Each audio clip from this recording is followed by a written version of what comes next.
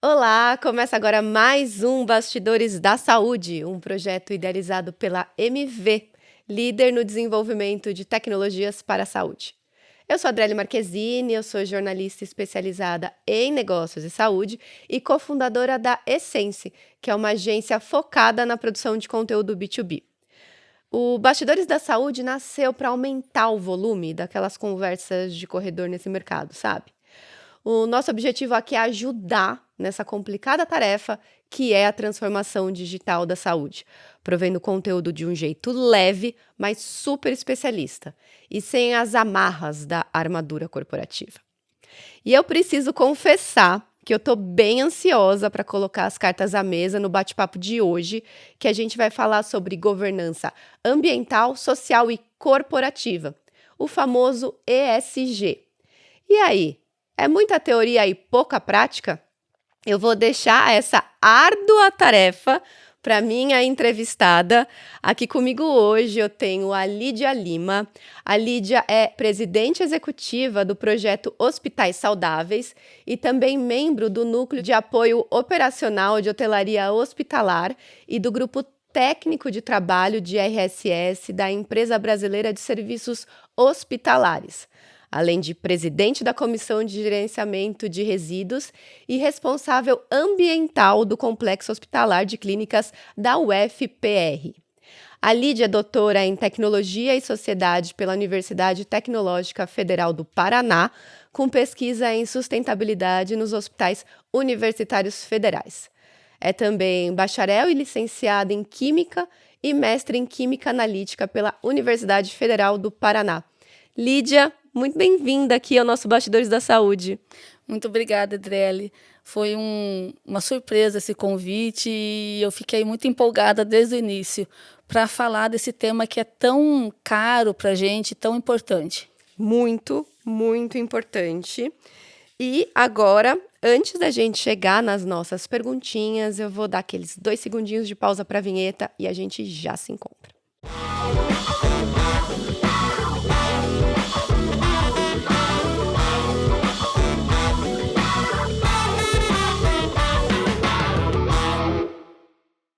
Lídia, hoje a gente só fala de inteligência artificial em todos os setores da economia. A mesma coisa aconteceu uns 4, 5 anos atrás com ESG, principalmente por conta da pandemia da Covid-19, né? E especialmente na área de saúde, que é uma área super sensível. Aí é uma impressão pessoal, tá? Teve muita atenção na época, mas parece que hoje em dia esse assunto está começando a ficar mais para gaveta. Não se fala mais tanto de ESG como se falava antes. Ó, eu vi que você já se mexeu aí. Eu quero saber, então, especificamente para a saúde. O ESG emplacou como deveria? Se sim, como emplacou? E se não, o que faltou? Uma pergunta bem, já para começar, Vamos começar começando. bombando, né? Então, o que acontece? A diferença de hospitais para empresas normais é que as empresas, elas pensam dentro do que elas têm que responder para os seus financiadores, né? Sim. Então, era muito comum as empresas estarem ligadas à Bolsa de Valores. Uhum. E a Bolsa de Valores é um órgão que cobra a implantação do ESG. Uhum. Hoje, nós temos 3 redes de hospital que estão na Bolsa de Valores. E isso está impulsionando que os hospitais enxerguem como sendo um atrativo. Uhum. Então, a questão de sustentabilidade, de governança, de social, ela sempre foi falada nos hospitais. Não é algo novo. O que é novo é a gente entender que isso tudo, num reporte bem organizado e principalmente muito transparente, pode trazer benefícios para os hospitais. Isso mesmo os hospitais que não estão listados? Mesmo os hospitais que não estão listados. Esse é assim, não é necessariamente estar listado para você fazer uma governança adequada, né? Porque nós temos que pensar em todos os stakeholders, não somente a Bolsa, não somente esse investidor. Então, na verdade, o termo é novo. O termo é difícil de entender para muitos hospitais. Esses dias vocês, no primeiro episódio, o Torelli, isso mesmo. A gente já obrigada. trocou uma figurinha aqui nos bastidores desse episódio. Exato. Então, o Torelli estava colocando que o Brasil tem mais de 6 mil hospitais. Desses, 2 mil são públicos, certo? Qual a dificuldade no hospital público realmente colocar em prática um ESG adequado, né? Então, mas e todos os outros hospitais particulares? Nós temos hospitais no Brasil que são de referência mundial. Esses hospitais têm seus reportes, né, publicados. Ótimo. Eles são exemplos. Não precisa ser só os grandes hospitais. Os hospitais pequenos também podem ter o seu reporte. O Hospital Pequeno Príncipe, lá de Curitiba, ele faz o seu relatório de sustentabilidade e mostra muita coisa boa. Então, essa questão do ESG, ela veio para popularizar e para mostrar que existe sim possibilidade em cada nível de hospital para poder demonstrar que ele está fazendo algo bom. Certo. E era essa até uma pergunta que eu tinha aqui na sequência, porque eu sou jornalista de formação e eu também sou da área de marketing, né? Eu tenho uma especialização em marketing. O que me dá direito de falar mal das duas profissões, né? Eu conheço as duas, ótimo, de perto. E eu sei que uma coisa que o marketing faz como ninguém é pegar antigos conceitos, arrumar, né, daquela repaginada e falar, olha que coisa linda, nova, interessante, compre, vem aqui, compre que isso aqui é maravilhoso. E eu tenho aqui, né, uma impressão, e não é só minha, isso é das conversas de corredor que eu participo, de que o ESG foi meio que recebido assim, no geral, não só na saúde, né, no geral. Então, até você já puxou esse gancho, eu queria aprofundar um pouco mais. O que o ESG na saúde trouxe, que já, na verdade, já era uma melhor prática que deveria ser tomada na saúde, não foi uma grande inovação. E, por outro lado, o que ele trouxe de novo? Tá certo. A questão ESG, ela foi lançada em 2004. Então, a parte de sustentabilidade se começou lá com a Raquel Carson, que lançou o Primavera Silenciosa, né? 62. Então, pensa, nós não éramos nascidos. A questão ambiental, ela teve o seu histórico de discussões. Em 2004, Kofi Annan resolveu fazer como a gente fala, não lembro a palavra, um incentivo, como se fosse um jogo com os CEOs das financiadoras. Um desafio? Um desafio, assim? ótimo, um desafio, perfeito, é isso mesmo. Então, esse desafio, a intenção é que essas grandes empresas corporativas tivessem no seu radar a questão de uma governança que envolvesse meio ambiente, sociedade, riscos, né? E aí, a partir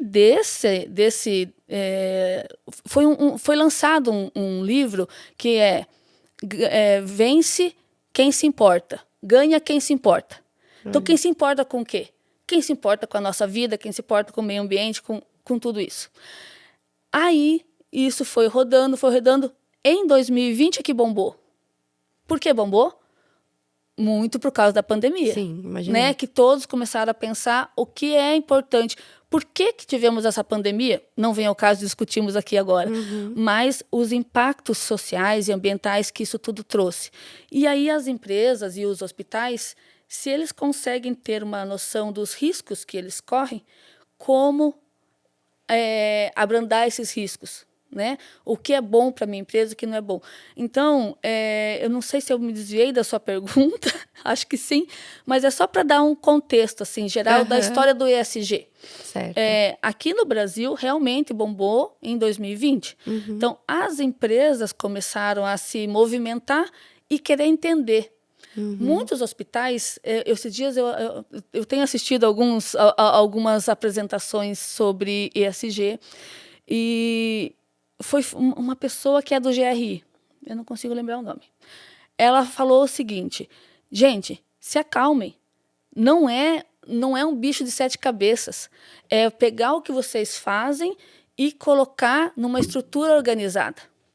Isso, já é pegar o que faz, então já faz. Já faz. Certo. Muitos outros nem tanto, né? Então, a gente não está aqui para julgar A ou B, mas o caminho já existe. Então, eu acho que eu devo falar, né? O projeto Hospitais Saudáveis, aqui no Brasil, ele representa, é um representante da saúde sem dano mundial. Então, a saúde sem dano, ela está em 86 países do mundo. Aqui, nós somos o ponto focal, nós temos 321 hospitais e unidades de saúde que são vinculadas ao projeto, mais outros sistemas de saúde com mais 300 hospitais. Então, não é pouco, parece pouco, né? Perto de 6 mil, mas são hospitais que voluntariamente querem entender o que é essa proteção ao meio ambiente, querem entender o que eles fazem para poder mitigar todo esse impacto. Então, é novo para muitos hospitais que ainda não se despertaram para o assunto, mas ele já está sendo falado pelo menos desde 2008. É uma melhor prática já conhecida. Exatamente. Tá, entendi. E até era isso que eu queria saber, se o fato da saúde ser um setor que é mais regulado, que não dá para falar mais regulado, se colocar numa base de comparação, mas é extremamente regulado, principalmente em questões ambientais.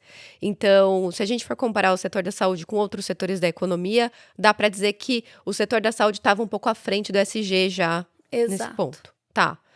E aí só para voltar à primeira pergunta, de 2020, que começou, né, esse furor em torno do tema, por causa da pandemia, enfim, o ESG emplacou? Você diria que emplacou? Na saúde, tá? Na saúde. Ai, meu Deus, com o termo ESG, não sei ainda. Por quê? Vamos pensar quantos hospitais têm os seus reportes. Se tivesse emplacado, não poderia ser 1%. Você entende? A comprovação de ter emplacado é o reporte. Porque é a transparência. É a transparência, é você estar se pondo aí à vista de todos para ver o quanto eu evolui na governança ou o quanto eu conheço do meu hospital. Certo. Sabe assim, uma coisa importante é que as pessoas têm que entender, as pessoas, os donos de hospitais, que o perfeito é inimigo do bom. Né? E se ele for ficar esperando estar com todos os conformes para depois se mostrar, ele não vai acontecer isso nunca, porque cada dia tem uma nova normativa. E você ter a coragem de colocar no papel as suas melhores práticas e expor isso ao público é algo muito benéfico para os hospitais. Isso, porque acaba virando também um compromisso seu com a sociedade, né? Exatamente. Perfeito. Então, hospital, agora, tá lição de casa, vamos começar com essa transparência. E aí, retomando aí essa questão da saúde estar um pouco à frente dos demais setores nesse caso, eu entendo, Lídia, que isso seja muito pelo aspecto ambiental, né? Porque o descarte de resíduos, né, do lixo hospitalar, é uma das questões ambientais mais sensíveis na saúde, né? Quais você diria que são os principais gargalos das organizações de saúde nesse assunto? E se a gente tem regiões que são mais beneficiadas ou menos. Isso, exatamente. Excelente essa tua pergunta. Estava esperando. Ah, que bom! O jornalista gosta de ter pergunta elogiada, né, gente? Adorei. Agradeço também a equipe de produção, pré-produção aqui, que ajudou com as perguntas. Foi ótimo. Porque a minha vida toda foi dedicada muito à questão da gestão ambiental na parte de resíduos. Né? Há alguns anos a gente vai abrindo o leque, mas a questão da boa gestão de resíduos sempre foi o meu sonho, que acontecesse bem. Eu sou química, né? Então é uma questão assim que a gente enxerga que o resíduo ele é muito bem regulado. A primeira regulação própria para resíduos de saúde foi em 93, pelo CONAMA. Aí depois a Anvisa foi criada em 99, então ela abarcou para si a regulação interna dos hospitais em relação a resíduo. Então, querendo ou não, o Brasil tem uma boa regulação. Ele tem a RDC 222 de 2018, que é a mais atual da Anvisa, que dita como devem ser os padrões mínimos para descarte e encaminhamento correto dos resíduos dentro de um hospital. Certo. Né? Então, os hospitais, não é novidade para ninguém, e nós somos auditados pela vigilância. Então, Sim. existe um órgão que nos avalia e que cuida para que os hospitais não façam problemas com o seu resíduo, né? Então, o que a gente enxerga, assim, na minha trajetória, é que antigamente, antes de 1990, os hospitais eles eram meio que obrigados a dar fim do seu resíduo. Eles podiam, Certo. Ele não podia né? descartar no sistema público, Não podia então... descartar no sistema público e não existia alternativas. Então, a maioria dos hospitais queimava o seu resíduo num forno, sem maiores cuidados. Outros enterravam, outros queimavam a céu aberto. Quando veio essa regulação toda, os ambientalistas começaram a perceber que a queima a céu aberto, a queima sem cuidado, ela trazia mais riscos ambientais do que se eu fizesse o enterramento desse resíduo numa vala, Certo. que na época era o que tinha. Então, os hospitais foram evoluindo em relação à disponibilidade de tecnologia, Certo. né, que hoje nós temos aqui no Brasil empresas que você contrata, ela recolhe adequadamente, ela cuida. Então, a principal questão é que os hospitais têm que cuidar muito de contratar empresas idôneas, Sim. né, para não cair assim num problema de você ter que responder e principalmente contaminar o meio porque contratou alguém que não vai fazer o seu trabalho adequadamente. Mas essa legislação, ela separou muito bem o que é resíduo que tem risco mesmo biológico, quais resíduos que são gerados no atendimento ao paciente, mas não tem um grande risco para o meio ambiente, e aí nisso é que difere dos estados, difere do olhar de cada local do Brasil. Por quê? Eu ia perguntar isso, por quê? Assim, dentro da legislação, não vou me aprofundar muito nisso, mas existe esse resíduo com alto risco de contaminação que obrigatoriamente tem que ser tratado antes de dispor no solo. E outro resíduo que é do atendimento ao paciente, mas ele tem pouca contaminação, quantidade pequena de sangue, então, digamos, uma gaze, um algodão, uma gaze de um curativo seco. Isso ir direto para um aterro sanitário licenciado não é o problema, porque o aterro não é um lixão onde todo mundo vai mexer. É um local com toda a tecnologia que vai conter o resíduo e não vai permitir uma contaminação maior. Por quê? O resíduo de saúde é de 1 a 3% dos resíduos gerados pela população. Na população tem curativos. Na população tem absorvente, tem fralda descartável, né? Então, essa nem é o lado, essa é a parte do comum. Mas, então, alguns estados, alguns locais entendem que isso é possível. Então, permitem que o hospital não gaste ambientalmente tratando um resíduo que não precisaria. Certo. Né? Na Alemanha, quando um paciente vai fazer uma cirurgia cardíaca e não tem nenhuma contaminação, o resíduo dele não é resíduo contaminado. É um resíduo que ele gera em casa. Né? Então, aqui, muito bem, a gente não separa por procedimentos, mas separa por tipo. No Paraná, nós precisamos tratar todos os resíduos, tanto esse com alta infectividade, quanto com baixa infectividade. Então, todo resíduo gerado e que tenha realmente material biológico, ele vai para tratar. Tudo bem, porque a gente tem que se adequar à norma de quem vai nos fiscalizar. Né? Então, apesar da norma brasileira ela permitir que se faça esse encaminhamento, eu tenho que atender, sim, a norma do estado, do município. Certo. Ok, a gente trata tudo. Para você ter uma ideia, em Minas, eles, em um momento, eles separavam esse resíduo e eles podiam mandar para o aterro sanitário licenciado diretamente o A4, que é esse pouca contaminação. De 100% do resíduo infectante, 93% era desse material. Nossa. E aí, o que a gente pensa? Se 93% de uma quantidade X, se eu não precisasse mandar para uma autoclave, então hoje o que acontece? Eu tenho a empresa, ela vem até o hospital, ela recolhe, ela caminha com o caminhão até uma central de tratamento, faz o tratamento e depois vai na autoclave e depois ela chega no mesmo aterro que seria ir direto. Entendi. O processo diferenciado é autoclave. É autoclave. Sim, é necessário para aquele que precisa, né? Então, no final das contas, não é só o custo, valor econômico, é o custo ambiental. Porque eu estou colocando um resíduo que poderia ir direto para um aterro para caminhar. até um local, então ele gera CO2, aí daí ele gasta energia, porque mesmo a autoclave sendo um processo, um dos mais limpos de processo de tratamento, ele tem um gasto energético. E aí depois mais CO2 para chegar no aterro. Então isso é algo que eu, Lídia Lima, tenho na minha cabeça, assim, que a gente ainda tem muito a avançar com os estados e quem legaliza, né, quem dá a ordem, quem dá a autorização. Quem assina, né? Quem assina. Que eles entendam a diferença do risco de um e de outro. Porque a coleta, todo o manejo, ele vai ter o mesmo cuidado, né? Só que a disposição não. Aí, a legislação permite que eu separe isso, aí ela tem a parte do químico, que ainda tem um pouco a evoluir, porque a gente acaba tratando muitos frascos de medicamento que não são perigosos como químico. E falta mesmo uma regulação melhor que dê mais clareza sobre isso.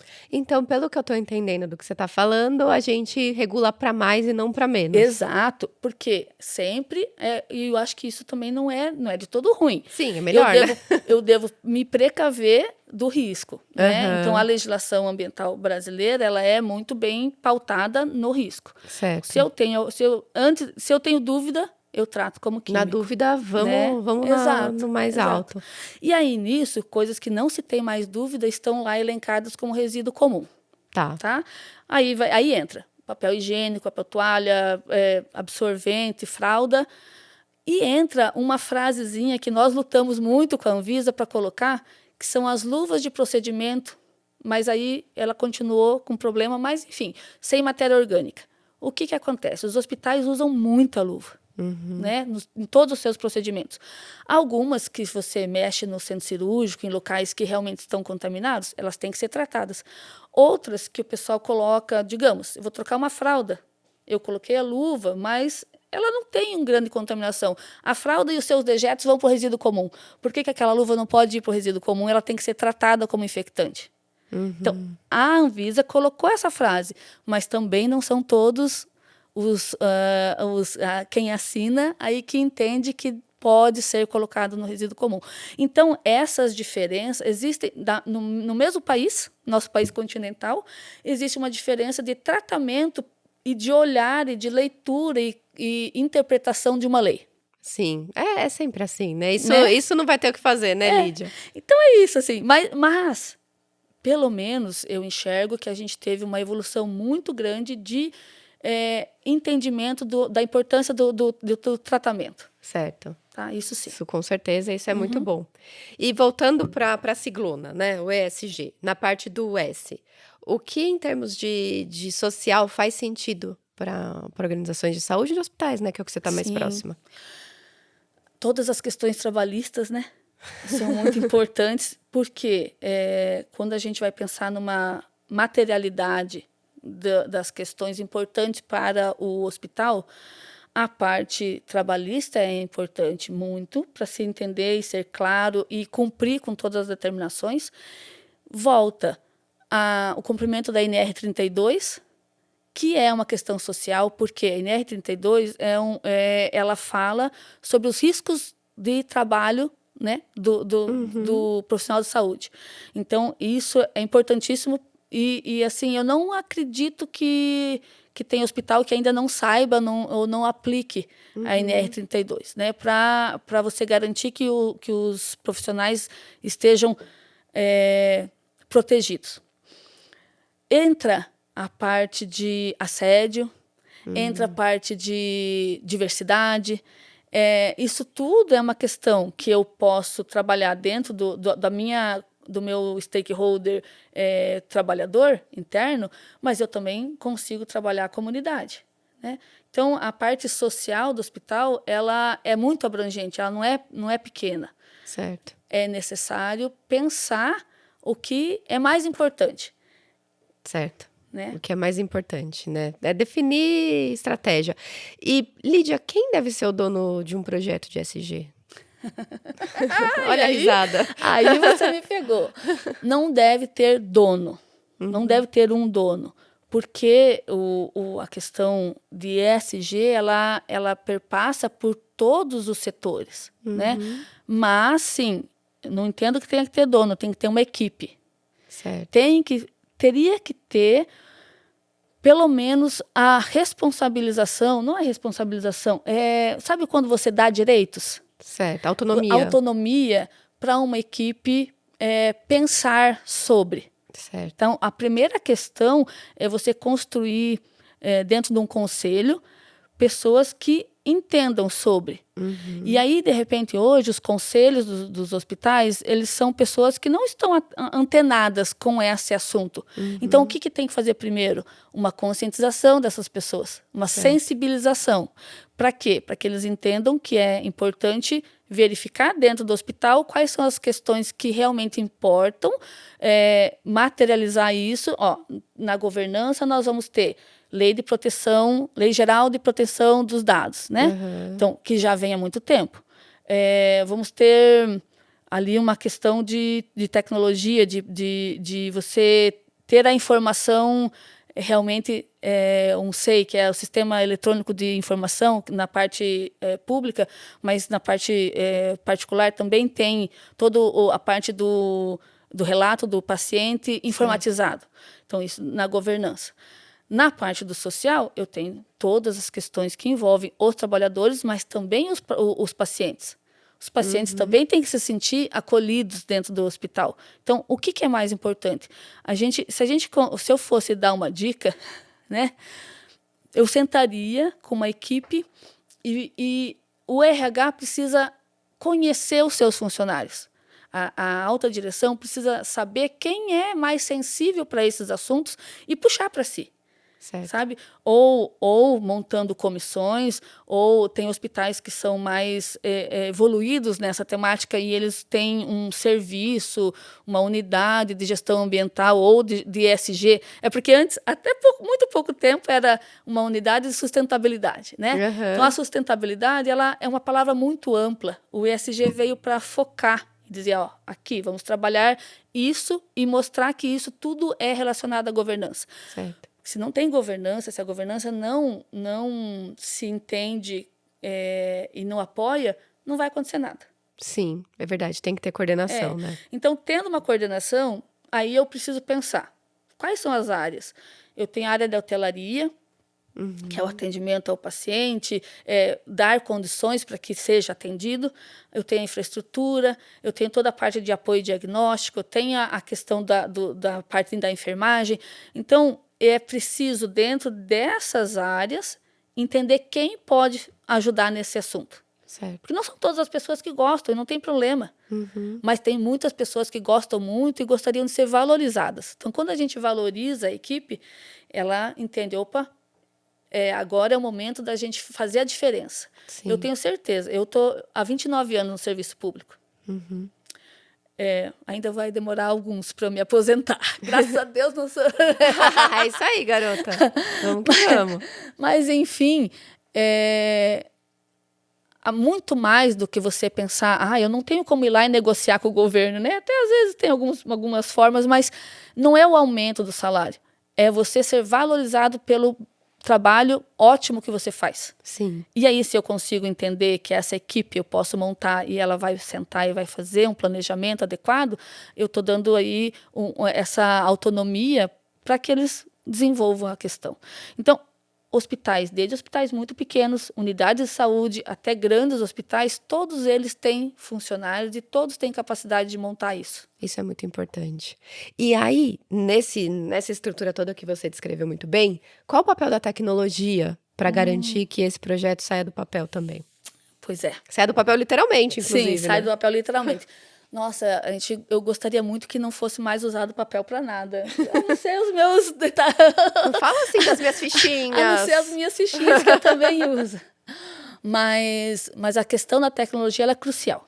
Porque eu saio de eu colocar no papel, colocar em planilhas algo, é muito diferente de eu ter um sistema que converse entre si. E quando eu colocar dados de gestão de resíduos, quando a infraestrutura colocar dados de gestão de combustível, ao centro cirúrgico lá falar sobre o seu gasto de dióxido de nitrogênio, e isso tudo chegar para a alta direção de uma forma fácil dela ler, pronto, eu tenho aí a sensibilização de quem pode tomar decisão e falar, poxa, eu acho que aqui nós estamos demorando para melhorar. Então, vamos focar aqui, o que dá. Daí ela chama a equipe, o que dá para fazer? É transparência. A transparência.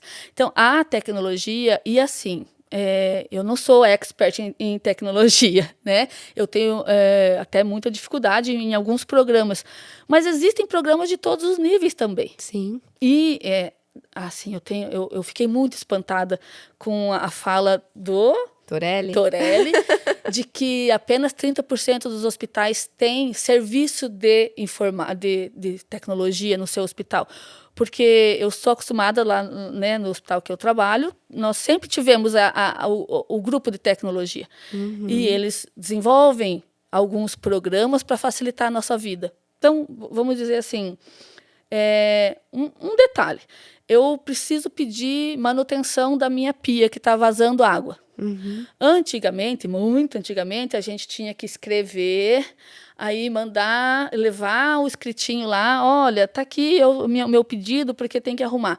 Agora não, a gente tem no computador um GLPI que a gente chama, então eu faço um pedido de serviço que chega no computador do outro e ele já avisa quem é que tem que e vem. Então facilitou muito, isso é um detalhe, um exemplo muito pequeno perto do total. Mas ele agilizou o trabalho. Além de que, se for pensar na questão maior, né, das cirurgias por vídeo, nas cirurgias que são à distância, hoje em dia tem cirurgia que o médico nem está perto e ele consegue fazer. Então, são vários níveis de tecnologia que podem, para qualquer hospital, ser bom. Sim. E isso também é importante. Perfeito.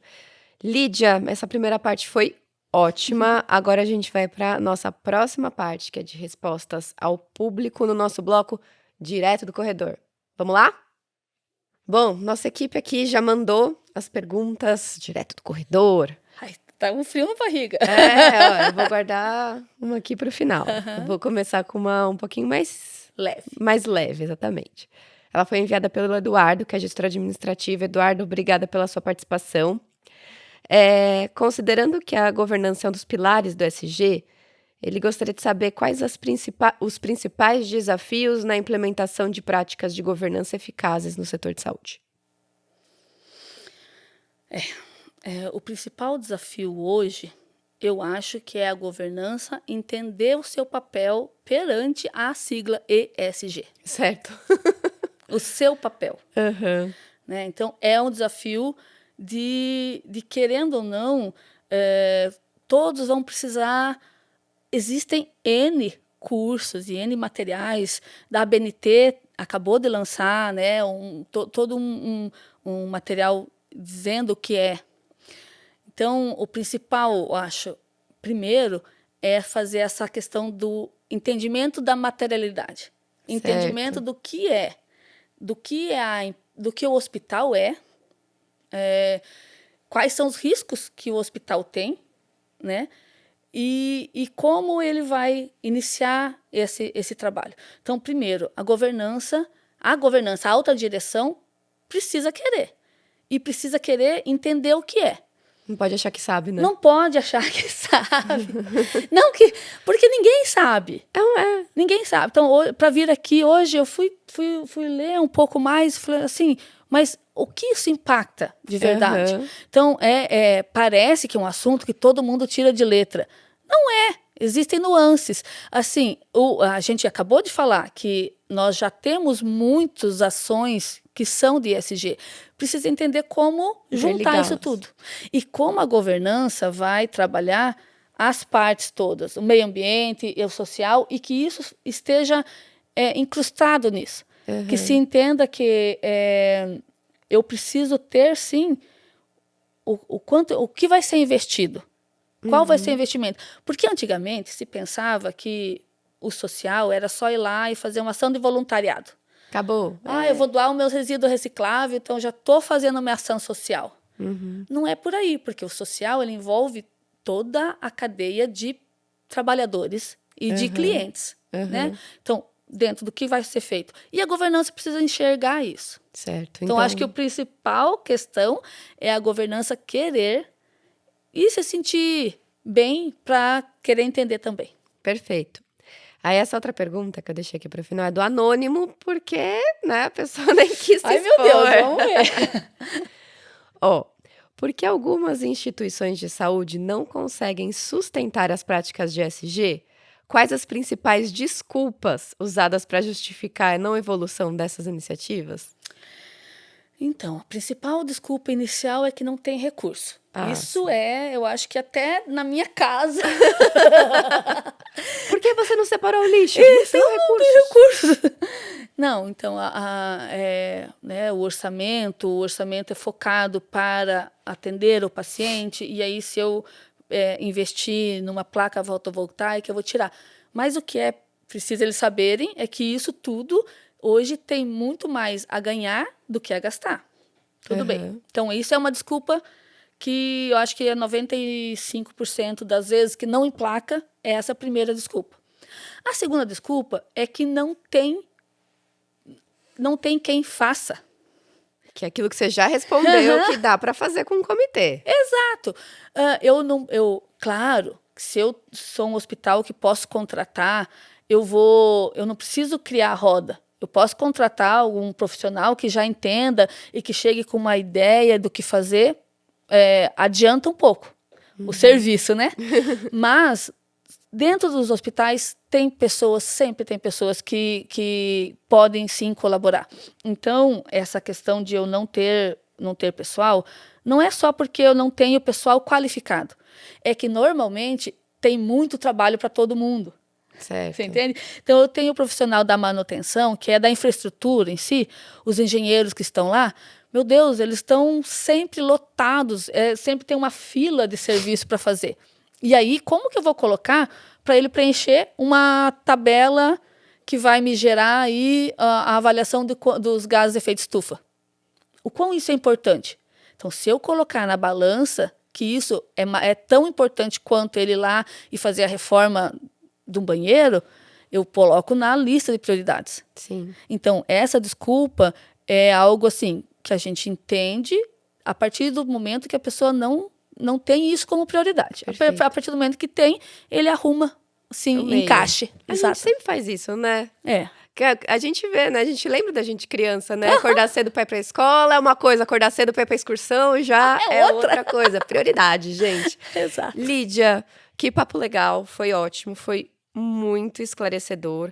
A gente chega aqui já, então, ao final de mais um... Ficou triste. Muito rápido. Chorou. Passou, gente, até passou um pouquinho do tempo. Mas então, a gente chegou ao final aqui de mais um episódio do Bastidores da Saúde, que é um videocast idealizado pela MV, produzido em uma parceria de conteúdo com a agência Sense. Lídia, muito obrigada. Foi um papo muito legal, muito gostoso, muito leve, como todo compartilhamento de conhecimento deve ser. Com certeza. Muito obrigada a você pelo convite, eu adorei vir até aqui e participar disso tudo. E, assim, queria só dar um recado, Por favor, né? dê seu recado final. A gente faz as coisas quando a gente gosta, a gente faz. Sim. Então, não importa o seu trabalho. Se você gosta daquilo, você está feliz e você vai conseguir achar, assim, meios para chegar a uma meta diferente. Né? Então, acho que é isso. E não é só na saúde, em qualquer lugar. Sim, perfeito. Fica aí a mensagem final da Lídia. E lembrando que esta série aqui, que está acabando, né, o episódio de hoje, é só um dos muitos conteúdos que a MV produz diariamente e que você pode encontrar no site, no blog, nas mídias sociais da empresa. Então, fique à vontade. Não deixe de mandar suas perguntas nas redes sociais da MV. Até lá. Tchau.